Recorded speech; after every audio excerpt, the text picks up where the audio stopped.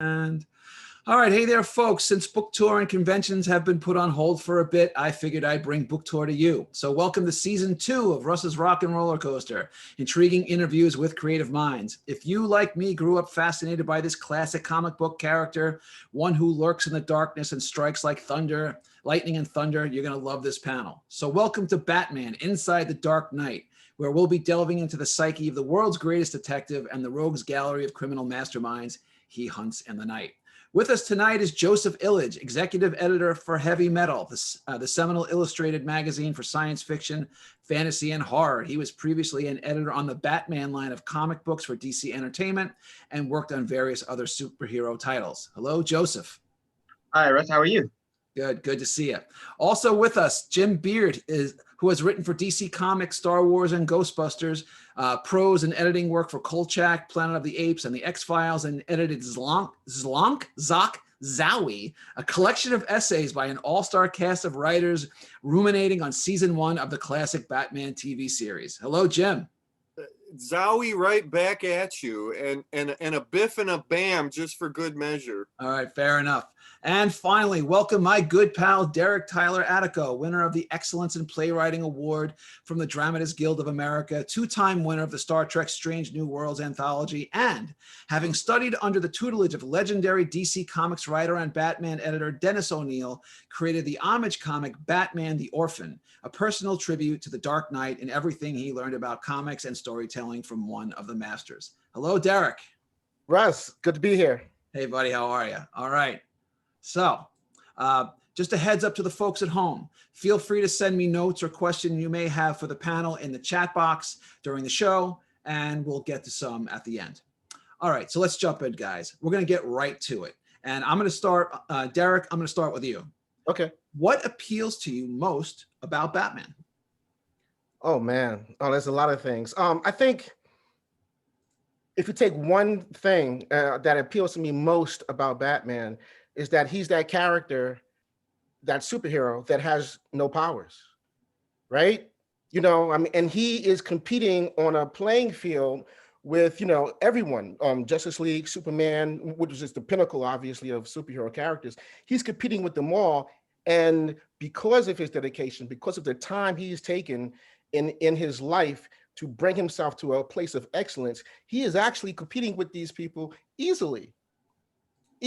And I think that says a lot about him as a character. I think that's why a lot of people identify with him, because it's like, I could be Batman if I was to just take all that time and do all those things. You know, there's something intrinsic about being human, but being able to compete on a superhuman level with other heroes and also to fight villains. I think that's got to be the one thing for me. All right, right on. All right, Jim, what about you? It all began visually for me. I discovered the character probably when I was 4, and it was the TV show, the 60s TV show, that really did it. And that visual element still holds true for me today. You know, everything else came later for me, to digging into the character and his motivations and his background, but it was all a big visual thing. Looking at Batman just excites my eyes, and it has for all these years. You know, I came in at a time when the explosion of color of the 60s TV show was just everything. You know, how could a 4 or 5-year-old kid not look at that and have that become their favorite character? And a lot of it is also the trappings. I love everything that Batman surrounds himself with. I love the vehicles. I love the weaponry. I love his partners. You know, that it's the universe to me, the Bat universe that I just love. You know, it's something that I want to live in. You know, I want my own Bat cave. Who does? Well, I did my best to give myself my own. All right, Joe, come on, tell me what Joseph, why is Batman your jam? I think for me, because the character is really a study in tenacity, determination, and will, and the ability to make your best version of yourself manifest, and also the paradox that he seems like a lone character, but he has managed to develop a family. He's managed to attract other people to his singular mission. And over the time, he's evolved into a character that is capable of expressing love to the members of his family. He adopted Dick Grayson. I think at one point he adopted Tim Drake.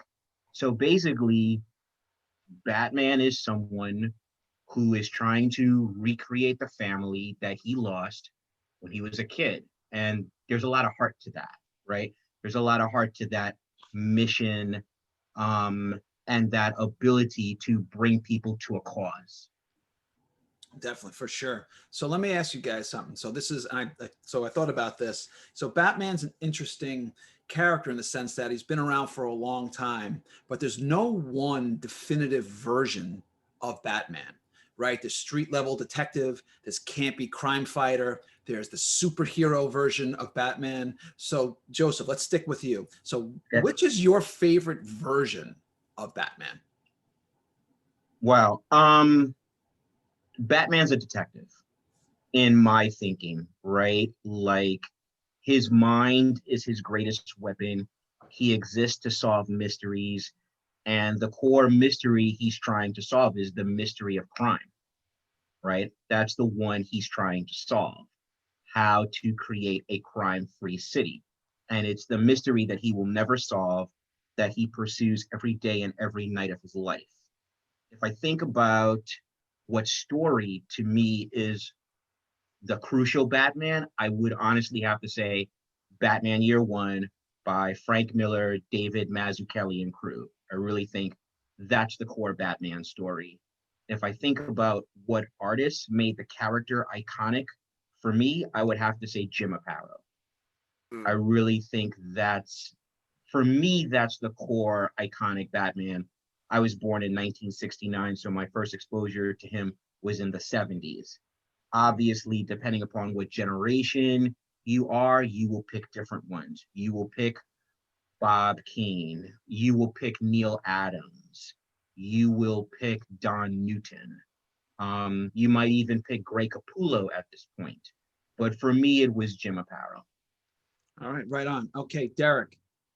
Oh wow, yeah, that's a great question. I think for me, wow, I it's interesting how different people come to Batman, and I think about also like Star Trek. Sometimes you come to something with depending on what you first saw, what age you were, and for me, the first comic book that I ever read was a Denny O'Neil, Neil Adams Batman comic. And it was formative for me as an introduction into comic books, but it was also formative for me into who this character was and the approach that Denny and Neil Adams took with Batman was, as Joseph is saying, the detective. He was this individual, and I had to be about the same age probably as Jim, probably around 5 or 6 or somewhere around there. But it was this. I remember feeling that it was this detective, and I knew the story of Batman vaguely as a kid at that time. But I just found myself engrossed in the character, engrossed in who he was as a detective. I wasn't even thinking about the superhero trappings. It was his mind. It was how he was searching out, and I found it interesting that I actually remember my second comic book I read after that was Fantastic Four, and I liked it. But I went back to Batman because this guy was just a regular person. Well, he was a human being. He didn't have any powers, and he was defeating the villains, and he was solving these mysteries, and he was just doing it with the power of his mind. So for me, that was definitely formative. I also have to agree, Batman Year One. When I first read that, it was blown away. I still think about it to this day. I've been thinking about it a lot this year with some things going on. It's just a phenomenal story. Also, Ra's al Ghul, that whole introduction to Ra's al Ghul and that whole story by, again, Denny O'Neil, Neil Adams, to me are bookends of Batman in many ways. So Jim, what about you? So we've got so Derek and Joseph kind of favor the detective version of Batman as opposed to maybe the superhero. What about you? Definitely as a superhero. First and foremost, Batman to me is a hero for all seasons. I grew up with 100-page super spectaculars. In fact, I've got the very first superhero comic that my dad ever bought me after buying me all Casper comics. This was the very first superhero comic he ever bought. And the really great thing about the 100-page super spectaculars and all the reprints of the early 70s was that a kid like me got to see not only news stories, but literally a story from every decade that preceded it, going all the way back to the 30s. I got to see Batman in so many different forms and all together at once that I literally embraced every single one of those versions of Batman.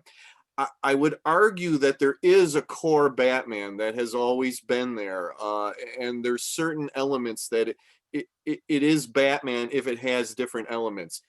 He has to be Bruce Wayne. His parents have to be have been killed by criminals. He has to work hard to become but why? the detective. But why the superhero, version of where he could essentially hold his own with Superman and Wonder Woman, as opposed to some different. What appeals to you about that version? It's the larger than life aspect. He is a man, and I love it because I believe Derek said it. He's playing on a much higher field and holding his own. I'm going back to color. That's so important to me. It's the moments when Batman comics become all grays and browns and darkness that maybe I start to turn off a little bit. I'm going to go out on a limb here and say that one of my most favorite Batmans is what Grant Morrison did now several years ago. Grant Morrison had this incredible idea that Batman is all these different things and you can meld them into one Batman. He tried to make a perfect Batman. And for a while he was entertaining me like maybe no modern writer had done in quite a while. It was an incredible vision. He was doing some incredible things. He brought in the 60s element. He brought in that camp element and said, no, it's part of Batman. And it needs to be part of Batman. He also took, this and this there and this, and kind of threw it all together. And I got to tell you, we lost it a little bit, but I think we're right on the verge of getting it back again with what James Tynion is doing right now. After Joker War is over, it looks like maybe we're getting that back in. If I'm not mistaken, I think the blue is coming back into his costume, and that's going to be wonderful for me because I need that color. Batman is a colorful character living in a colorful world up against colorful villains. It can have that element of darkness, but it's still got to have that fun superhero, that basic superhero thing right there. And then that's Batman for me. All right. So I'm going to put this to you guys because I think for me, I think it is the fundamental question. All right. You ready? I'm going to go deep on you. All right. I'm ready. All right. All right. Derek, you're up. Look, let's face it. No matter how rich you might be, you got to have at least a couple of screws loose to take on the mantle of Batman and subject yourself to the kind of danger and violence that he invites into his world on a regular basis. So in short, what is wrong with this guy? That's a great question. I agree. It's a great question. It's funny because I pretty much asked that same question to Denny O'Neil. And it's very interesting what happens to a person, what trauma does to a person. And I think one of the aspects of the Batman character is looking at how trauma impacted this child and what came out of that trauma. And it's funny because I remember talking to Denny and he would say, well, you look at Batman and in some ways he's still that child. I mean, he has these toys, he has these things he plays with. He is, as Joseph said, he's trying to still surround himself with family, you know, and you can look at the stages of Batman from when he started till now. And I remember I asked a question to Denny O'Neil. I said, "Is he crazy?" And and then he said, "Well, he's absolutely nuts." I think it's been a while, but I think that's a quote from Denny, that he's nuts. But he said something I thought was very interesting, was that he said at this point, and this was Dennis O'Neil's personal opinion of the character, was that Batman was more of the dominant personality than Bruce Wayne. That at some point, Bruce Wayne became another tactic and facade for Batman to use. And so he, in some ways, subsided into the recesses of the consciousness that emerged, which was Batman.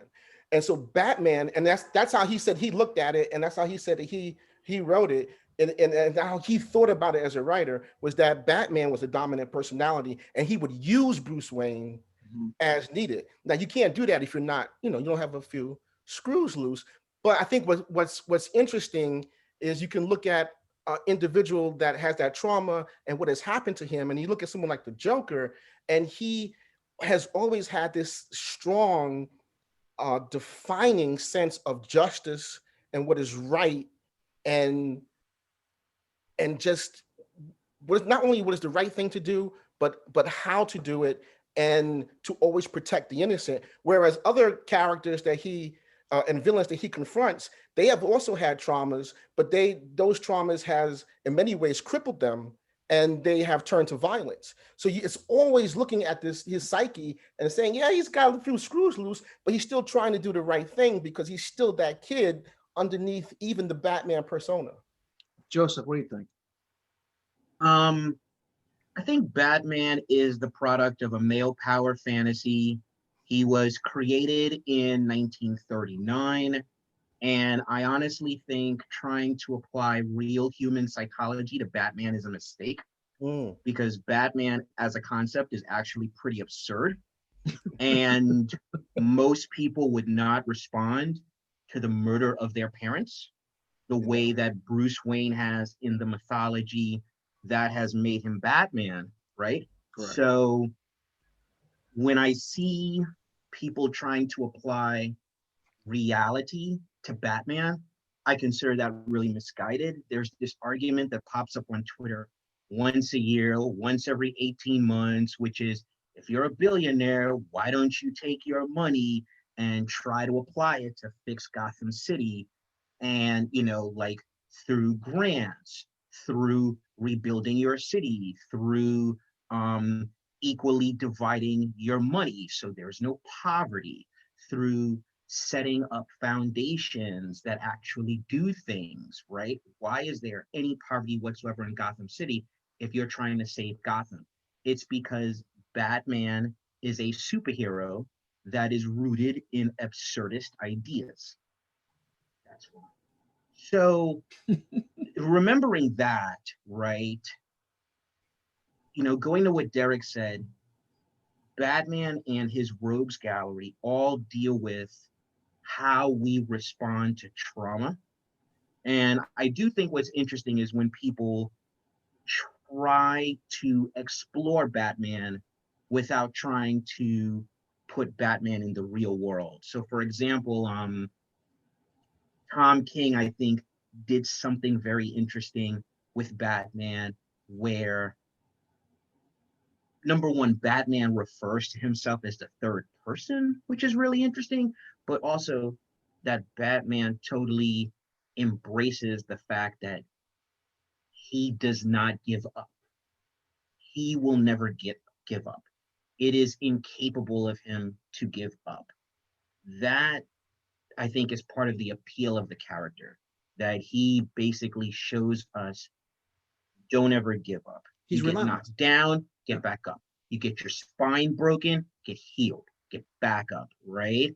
But when I think about one of my favorite Batman series, it's actually the Gotham Knights series that was written by Devin Grayson launched in the year 2000, because what she did was she really took a psychological approach to Batman, to his family, to his enemies, and she tried to frame it in the discussion of the psychology of him and this mythology that he has purposely created and constructed. All right. So that's really my take on it. All right, so let's get out of the deep for a minute. So Batman appears in various mediums, right? Comic books, prose novels, live action TV, animated shows, movies. So Jim, what do you prefer, to read Batman or to watch it? Oh, it's it's definitely going to be watch it, although read it is very close behind. I Again, I came into a wonderful time when I was instantly submerged in a lot of media as far as Batman. Batman wasn't just a comic book character when I discovered him. He was a TV star. He had lots of merchandise, and I had that all around in my home. I'm the youngest of three siblings, and my dad was already buying all the Batman stuff for them. I was actually 9 months old when the show premiered, so I really absorbed it in its first syndication. Batman has always been a multimedia star for me, but I'm always going to go back to the 60s TV show. And as much as I enjoy the movies, the modern movies, um, I'm always going to go back to the impact that TV show had on me. It's my most favorite TV show of all time. It is the Batman that I look to almost as a father figure. I think, and we've all been saying it all along here about how much he's a family guy, and it really, really hit home in that TV series. Adam West's Batman is such a father figure to Burt Ward's Dick Grayson, and the lessons constantly imparted in all the episodes are really something if you kind of look at them all together. Right. All right. Cool. Yeah, it's definitely that when he comes alive like that. Derek. Oh, it's funny because listening to Jim, I'm thinking that I just had a flash of memory that the first time I think I actually saw Batman was the Adam West television show. And right. And then I think what happened was from there, that prompted me to find out about the comic book. And then I started actually reading the comic. And I thought the television show was fine for what it did. There's nothing wrong with that show. That's a great show. I still watch it even now when I catch it. But quintessentially, The check's in the mail. and quintessentially, and I love reading the character, because the difference, I think, when you're reading the character is you get to see different writers and their take on Batman, and that's always a joy for me, because it's like, oh wow, maybe I wouldn't have done that, but this person is taking a whole different direction on Batman, so that's a joy. But I just want to say quickly, I think that the Batman animated series in the 90s was, for me, the quintessential Batman, because it was dark, it was camp, it had everything you really wanted. It had color, it just wasn't shades of gray and black. It had pretty much everything, and the stories were top notch, phenomenal, every single episode. And if I was to start someone on Batman, I think what I might do is give them those first, and then have them read the comics. Mm-hmm. You can't go wrong with that series. It's got a great noir feel to it, but it's also got the detective component to it, but it's also got the superhero component to it. It's got a really great blend of it. So Joseph, let me ask you, we touched upon a little bit before, but I'm going to go back to where we were a little bit. So Okay. You got Bruce. Batman has various, let's say, sides of his personality, right? He's got the playboy billionaire. He's a tech investor, entrepreneur. He's a crime fighter. He's a little lost boy. Who's the real Batman, and which ones are the mask? It's interesting. So I think going back to something that Derek said he gained as an observation from Denny, the Bruce Wayne identity as it is an artificial construct, right? And I do believe the Batman identity, he names it Batman, right?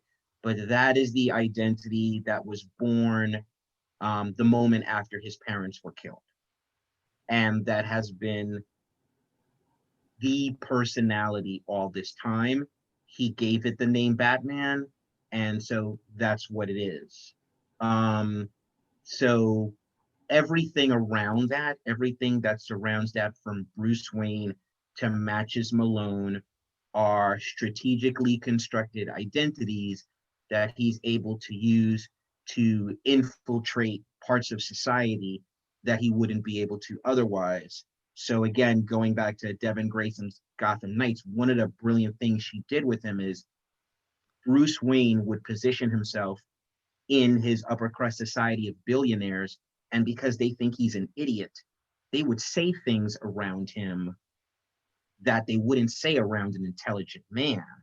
And because of that, he would learn about aspects of crime happening in his city, because he understands that it exists as multiple financial strata levels, right? So I think ultimately Batman is his true identity, and everything else are artificial constructs that he creates as his utility belt of identities. See, I happen to agree. I think Bruce Wayne is actually the mask, and Batman is really kind of, you know, whether he born, created, whatever, ultimately that's where he sort of was in his element, right? Yeah. So I wanted to sort of just bring up a little bit. Hey, just real quick, Yeah, Russ. go for it. It's been said before, and I certainly didn't come up with this, but it's been said before. Bruce Wayne died in that alley. Wow. Right. You Yeah, know, you're right. Right. The real Bruce Wayne. Yeah.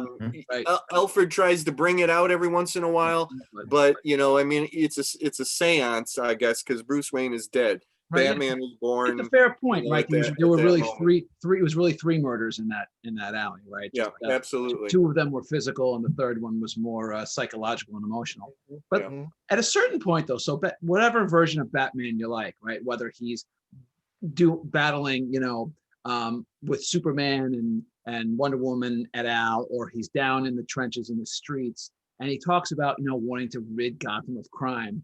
There is a, to me, it seems almost impossible to ignore the fact that at a certain degree, he just likes to hurt people.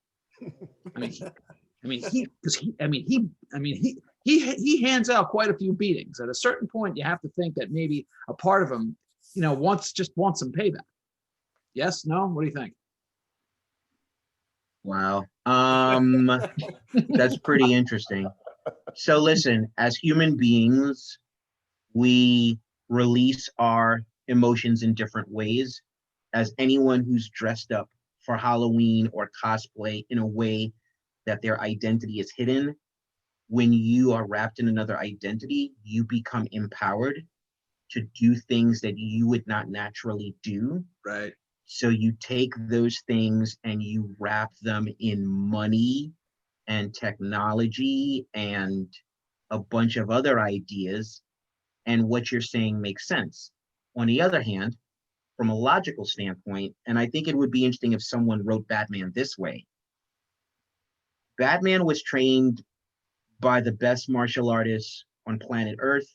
He's a detective. He's brilliant. Batman shouldn't really need to punch anybody, right?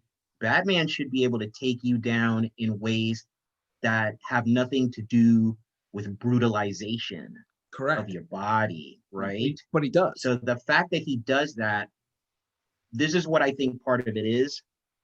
I think it speaks to the trailer that we've seen recently for the Robert Pattinson movie that's coming out. When he beats you down, that's a statement. The statement is, don't fuck with me again.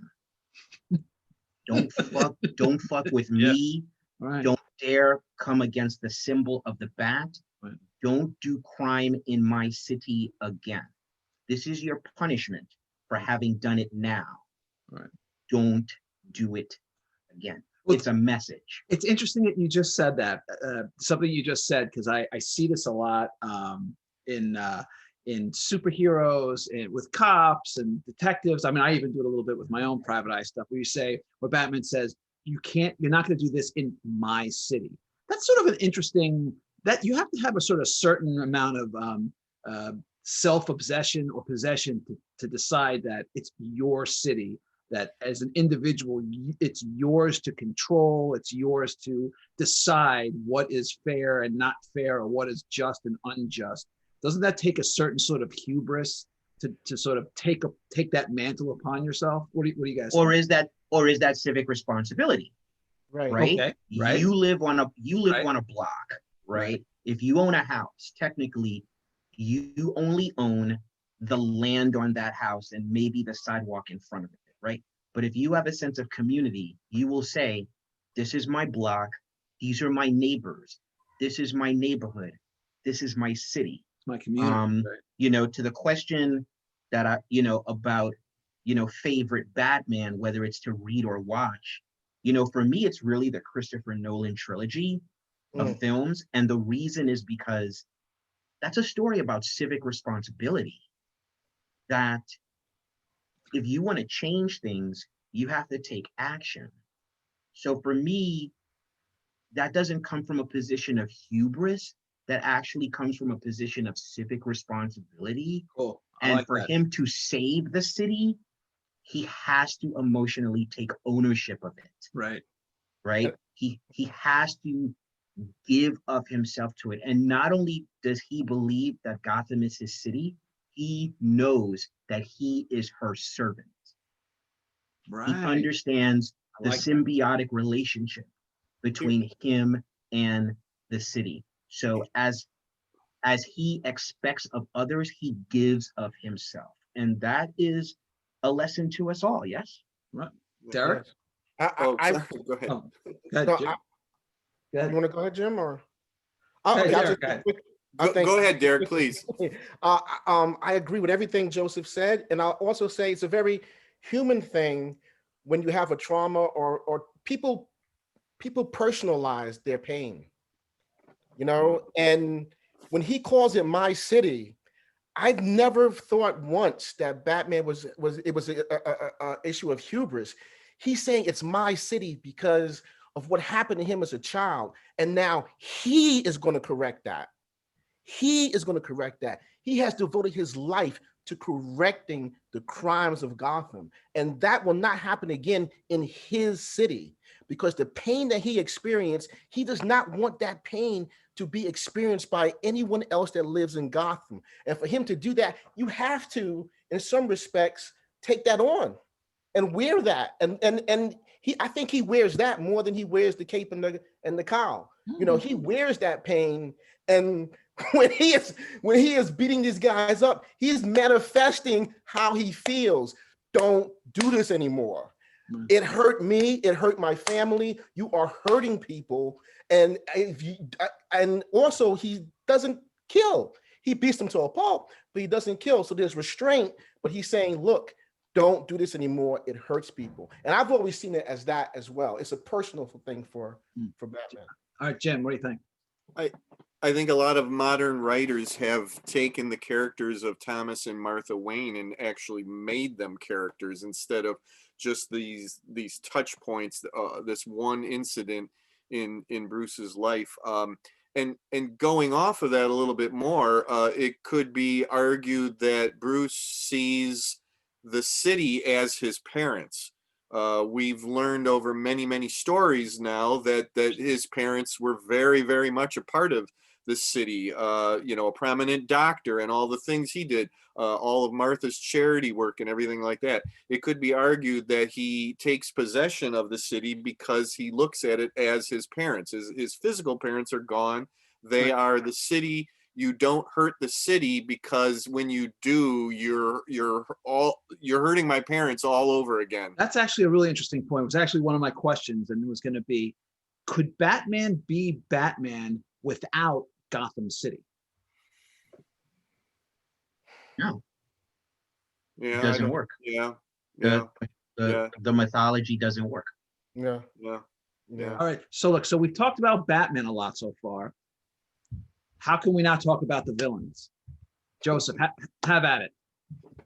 Are you asking for my favorite villain, or you just want to talk about the villains? You want to talk about the Rogues Gallery? Okay. Go for it. So, the interesting thing about his Rogues Gallery, and I think it would be arguable that Batman does have the best Rogues Gallery in all of North American, superhero mythologies. Without question. Part of that is because they're all responding to some kind of social dynamic or reality, whether it's Poison Ivy, whether it's the Riddler, whether it's the Joker. I think what is interesting is that a number of characters have evolved in different ways. Poison Ivy is actually becoming a hero, as is Selena Kyle in interesting ways.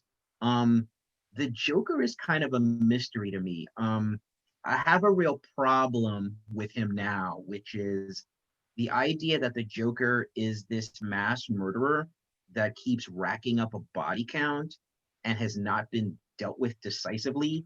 I find that I find it ridiculous, right? It's a bit implausible. Because in our world, world courts have put mass murderers to their end. And I could understand from an intellectual property standpoint, DC Comics, Warner Media is like, well, you can't kill the Joker. That's ridiculous. I would argue that you can kill the Joker, because if you kill the Joker on a Tuesday, a new Joker will arise on a Wednesday. Because just as Batman is so much of a psychological meme in Gotham City, so is the Joker, right? So if you kill a Joker, another Joker will arise. Right. So in that way, there will always be a Joker, but you won't excuse the one character and let him keep getting away with murder. It's ridiculous. You'd think they would maybe tighten up the locks on Arkham Asylum. So Derek, all right. So who's your favorite, Joseph? And then I'll go to the other guys. Okay. By the definition of his Rogues Gallery, it's Selena Kyle. I think she's an amazing character. I think Darwin Cook, God rest his soul, wrote and illustrated the best Catwoman story ever, which was Selena's Big Score. I think that we finally put it on the table that Selena is queer, obviously, and let's discuss that. And I think she's an amazing multi-layered character that you can explore for the next 25 years. Derek. I agree with Joseph in so many things.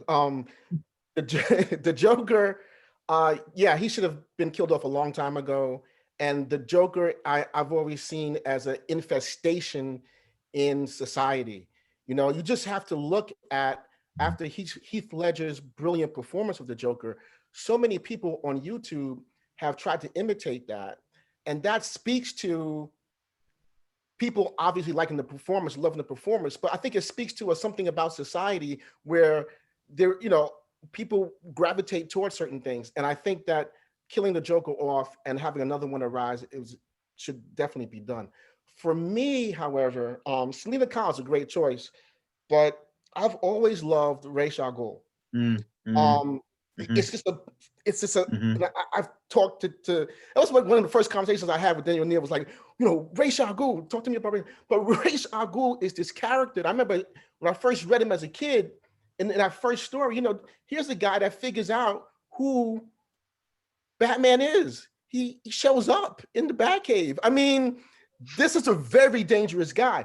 The other elements of the Rogues Gallery, they are still, for the most part, they haven't figured it out. They're just looking at Batman and they're trying to defeat and kill Batman. They don't understand about the whole Bruce Wayne Batman dynamic for most part of the Rogues Gallery. Ra's is like, oh, I'm way above all of them. I'm in your mind. I'm in your heart. I know you because I think like you.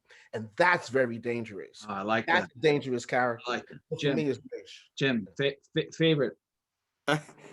I'm sorry, guys. I'm going back to the TV show again. I know. Nah. great. But listen, This is Don't good. apologize. Listen, my Yeah. my favorite has always been the Riddler, and yeah, that Mm. stems from the TV series. But I've always been fascinated by the career path of the character, and I don't necessarily mean in the fiction, but in the real world. This is a character that if we didn't have the 60s TV series, we would not, most likely not consider him as a major member of Batman's Rogues Gallery. The character had 3 appearances before the 60s TV series. He had 2 in 1949 when he debuted, almost back to back, and then he was gone up until the time that Julie Shorts took over with the new look Batman in 64, and I believe it's in 65 that the Riddler appears again.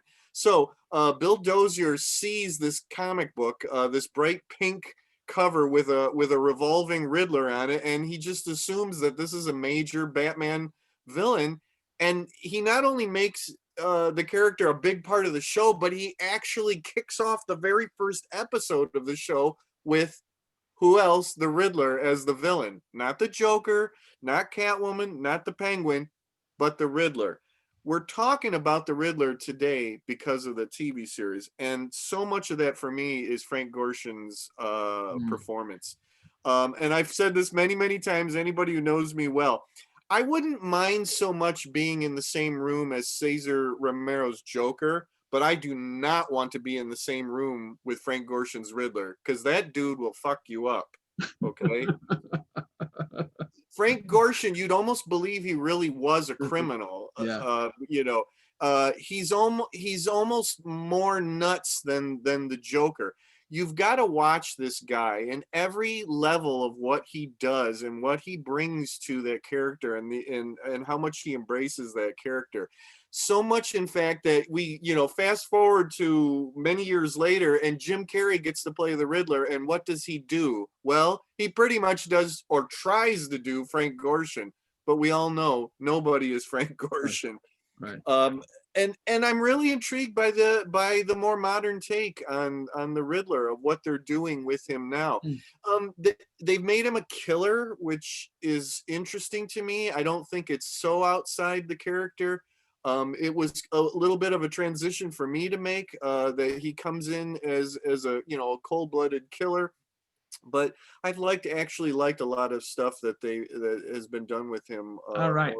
All right, that was good. So just a quick interlude for the folks who came in a little late. If you have any questions or comments for the panel, send them in the chat box, and we're going to get to a few at the end of the show. Okay, so it's time for the special segment of the show where we spin the wheel. On the wheel are 7 categories. Wherever it lands is what you get.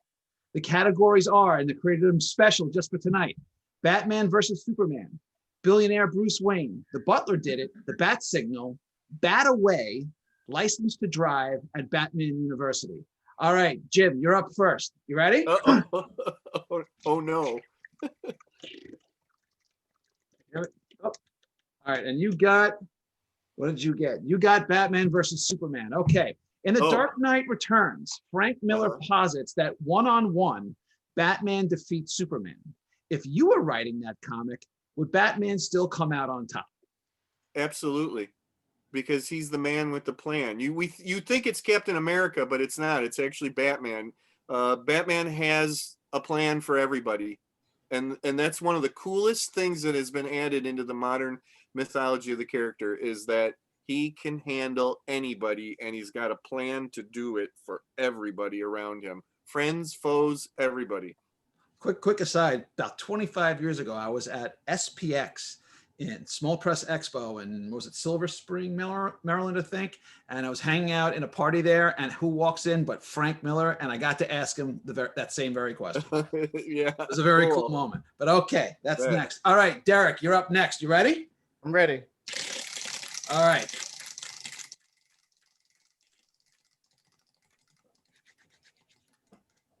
You got The Butler Did It. All right, so the loyal Alfred cleans up all manner of Batman's messes. Although it happens off camera, what do you imagine to be the weirdest thing Alfred has ever had to do in service of the Dark Knight?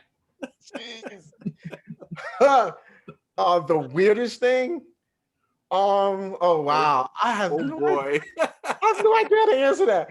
The weirdest thing, probably uncomfortable for Alfred would be like if Bruce had like a supermodel over and he would have to like, as you know, tell her that, well, you know, you can't stay the night, or you can't see Master Bruce. You know, he's left, he's gone, and you have to go. I think that would probably be a little uncomfortable for Alfred because he was just so British and just so polite. So that's my All right, Joseph, you ready? All right, let's go. Let's go. All right. All right, what do we Good got? one. Oh, it's falling. All right, the bat signal. Okay, so Commissioner Gordon uses the bat signal to call upon the Dark Knight. If you could have your own call signal, what would be emblazoned on that spotlight that shines deep in the night sky?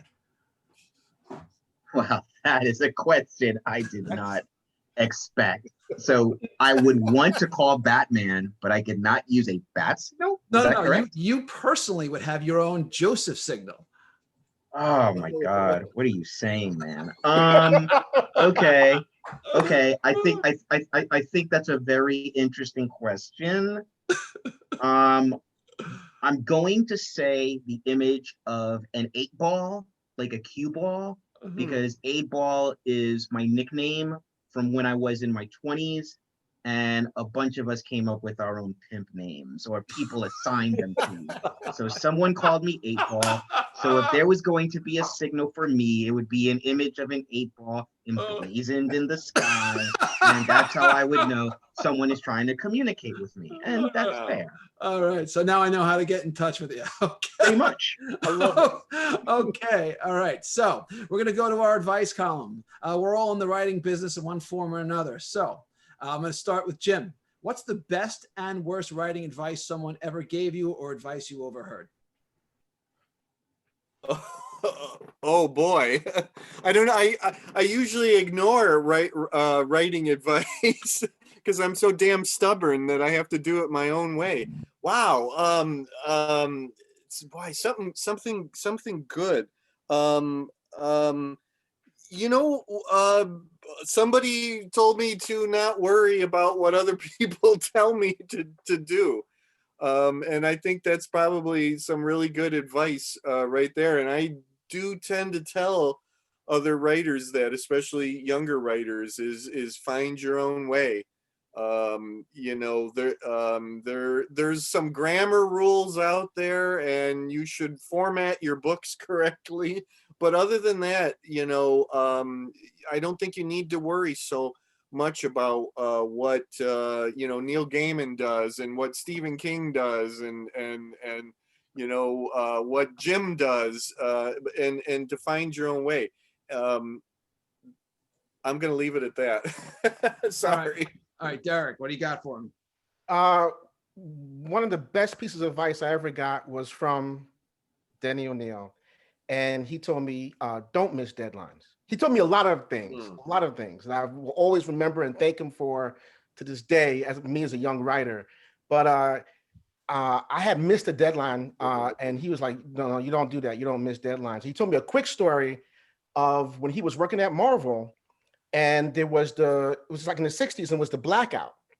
And he had pages and Stan Lee had pages to deliver for the next day. He's like, okay, well, it's a blackout. You know, I'm good because I couldn't do it. Goes into Marvel, and Stan Lee has turned in his pages with wax on them. So he said, you don't miss deadlines, Derek. And I've never missed a deadline since. So. Good man. Yeah. Joseph, what do you got? My advice would be to be fearless. I think that society has told so many people to hold a part of themselves back. And I think now I would say to any writer, any young writer, I would say, pull all of yourself out and put it out in the world. Like, be absolutely fearless with your writing. I think, you know, as Jim said, you know, there are the rules, of course, of writing. Writing is not a hobby, it's a craft, it's a vocation. but at the core, it takes a certain type of vulnerability to be able to share a part of you with the world.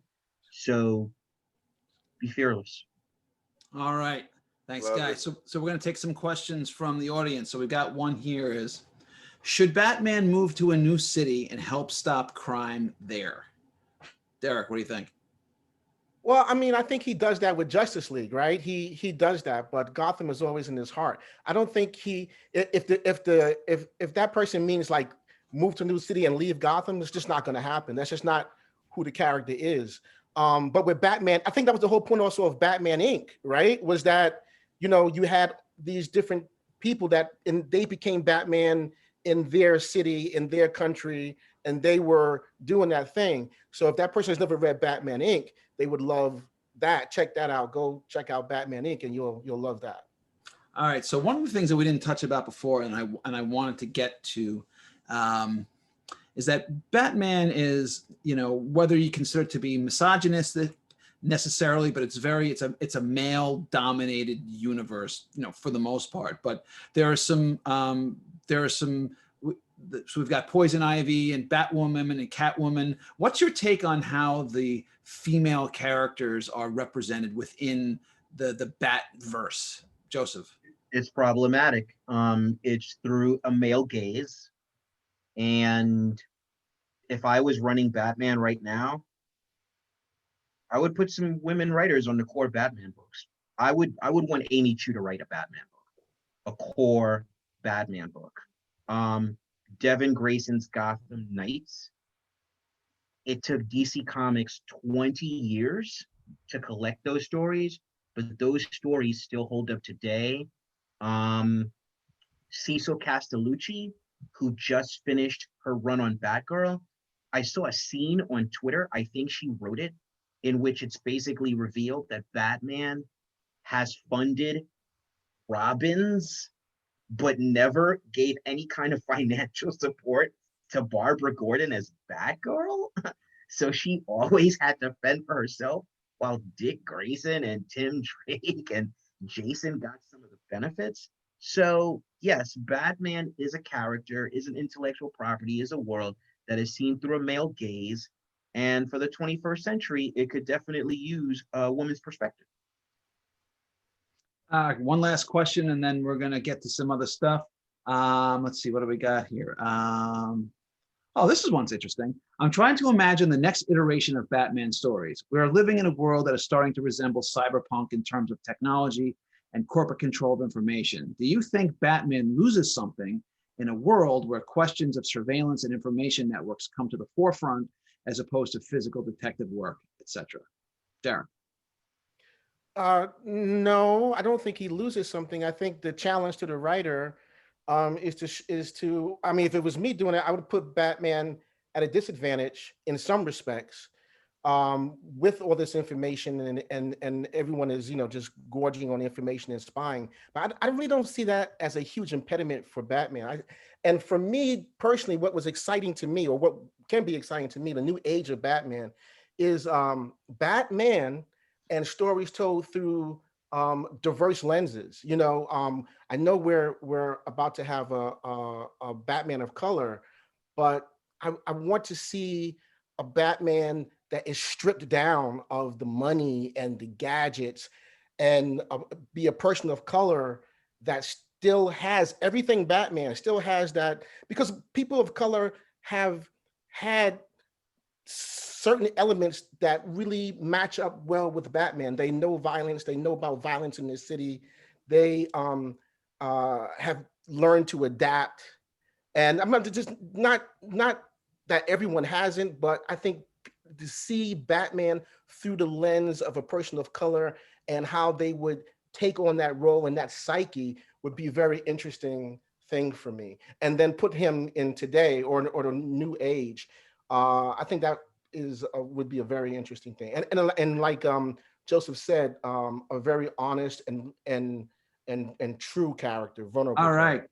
Thank you, guys. So before we wrap up, it's time for a little shameless promotion. So we're going to do a little share screen here. So bear with me, guys. All right. We're going to do a little Let's see, here we go. And we're gonna do, there we go. And we're gonna go here. All right, so this is from my main man, Derek Tyler ATTICO. So tell us what we got here. What am I looking at? This originated out of a conversation with Denny O'Neil, and we were discussing Batman and who he was and what was the true identity of Batman or Bruce Wayne. And I decided at some point to just do a homage story, and not for profit, just a homage story. And because Denny O'Neil taught me so much, I wanted to write a Batman story. I didn't know if I'd ever have the opportunity, so I just did it on my own. And I hooked up with an artist, and we did a story. So I will leave it to the audience for them to take a look at it and see what they think of it. I think it's an interesting take on the character, and not necessarily something that we've seen throughout the iteration of Batman. All right, right on. All right, and there's the logo. Okay, oops, what do we got here? What am I missing here? I had a couple of stuff here. Sorry about this. Hang on, what do we got here? Oh, it's got all screwy on me. Here we go. All right, so Joseph. Right. So as the executive editor of Heavy Metal 300 is the first issue that I worked on. It has a character of Tarna. Tarna is the flagship character of the company. We're going to be bringing her back in a new series starting in December. And it's just a real honor and a blessing to have had the opportunity to work on a character as seminal as Batman, and to now have the opportunity to work at a magazine as seminal as Heavy Metal. So if you're into it, please check Heavy Metal out. And if you've not, and you're coming to it for the first time, 300 is a great place to start. Great. All right. So what do we got, Jim? Wait, hold on. There we go. All right. Volume 1 of a 3-volume series. Zlonk Zakzawi came out actually what earlier? No, last year. Last year. I'm totally screwed up. But anyways, what this is an examination of the episodes of first season of Batman 66. And I brought in a whole bunch of different writers. Each one takes an episode, and using a hook, a unique hook, they dig into the episode, and they approach them like no reviewers have ever done before. Some really, really unique entry points to really get into it. Some are funny, some are a little more serious, and every single one of them brings up some really great points. So if you think you know the series, you've watched it a million times, I think you're going to be very pleasantly surprised. We are currently working on book 2, and that should be early next year. Yes, in fact, I've got a little piece in there myself. Okay, as for me, we've been talking tonight about dark, mysterious characters skulking in the world of crime. So hot off the press is my new novel, Crackle and Fire, featuring my hard-boiled intergalactic private eye, Angela Hardwick, who is hired to find a missing intern with stolen corporate files, but soon finds herself tackling with dueling gangsters, angry protesters, and a madman from Earth with galactic ambitions of his own. Crackle and Fire is available on Amazon and published by Crazy 8 Press. Okay, so that's our show for tonight. I want to thank our guests here. I want to thank Joseph, Jim, and Derek for coming on and talking about all things Batman. And I want to thank everyone who's watching. I'll be back next week for a special show focusing on Blade Runner. So until then, I will see you guys next week. All right. Thanks, everyone. Thank you. Take care. Thanks. All right. Take care, guys.